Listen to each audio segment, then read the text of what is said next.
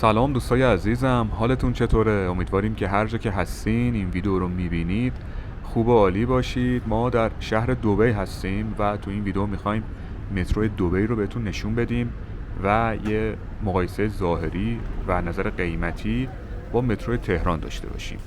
اول بریم مترو دبی رو ببینیم و بعد مترو تهران رو بهتون نشون میدیم. پیشنهاد میکنم که مثل همیشه این ویدیو رو از دست ندید.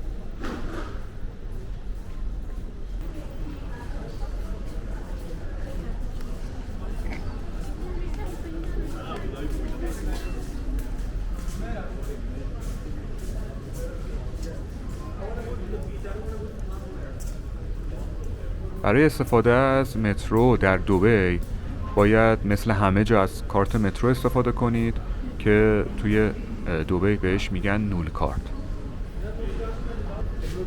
شما میتونید از این دستگاه ها هم نول کارت بخرید هم شارژ کنید و خیلی کلا کار با این دستگاه ها راحت هستش. البته میتونید از قسمت گیشه هم بلیط خودتون رو بخرید، همینجایی که الان دارین روبرو میبینید. ما در دبی 3 نوع بلیط داریم، یعنی 3 نوع نول کارت داریم. یکیش قرمز، سیلور و طلایی یا همون گلد که بیشتر مردم از سیلور استفاده میکنن چون قیمتش به صرفه هستش. ما کارت طلایی گرفتیم که بریم قسمت طلایی رو بهتون نشون بدیم یا همون گلد که اگر مثلا سیلور در هر مسیر 3 درهم باشه، گلد میشه 2 برابرش، میشه 6 درهم. کلا هم واگن طلایی این تفاوت رو داره نسبت به سیلور که هم خلوت‌تره و هم صندلیاش یه خورده راحت‌تر از واگن سیلور هستش. ما هم دقیقاً به همین دلیل طلایی رو انتخاب کردیم که بریم ببینیم گرونترین قسمت مترو دبی چجوریه که شما هم ببینید.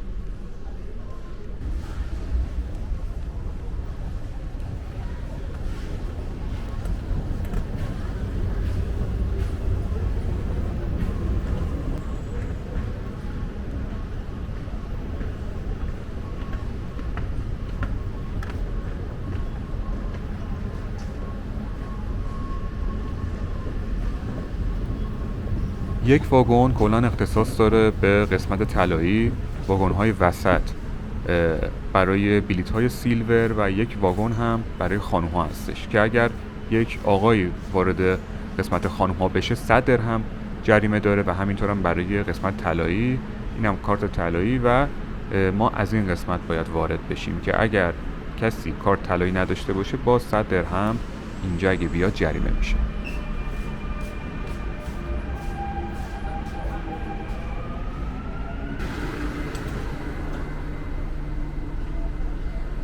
Doors closing.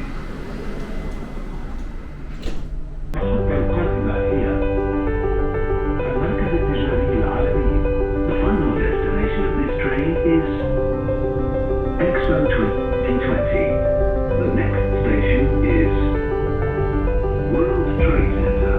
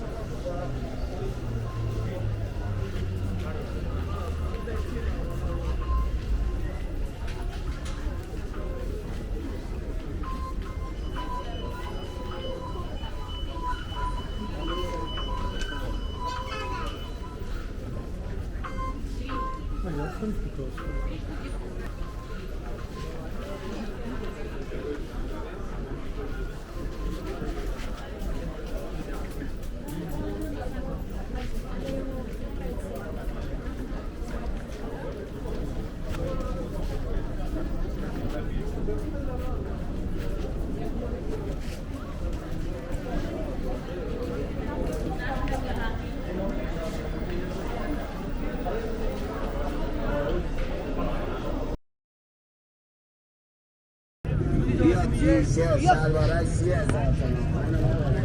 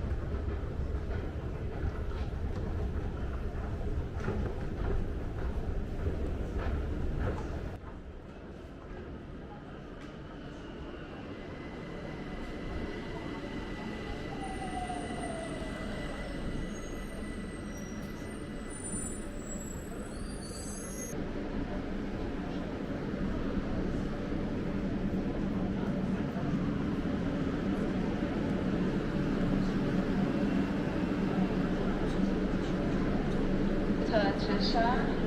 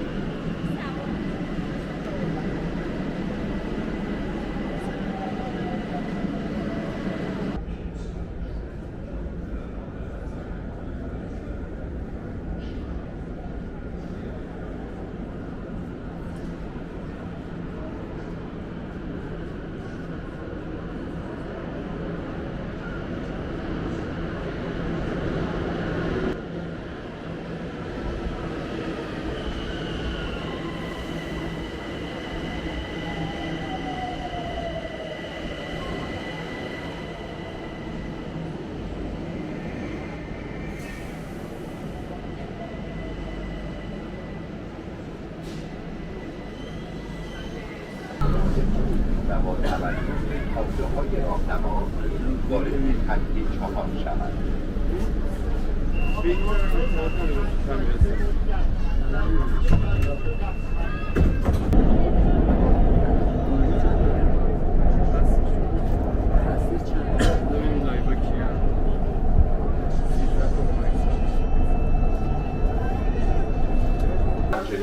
مسافر رو برای مسیر یا مسیر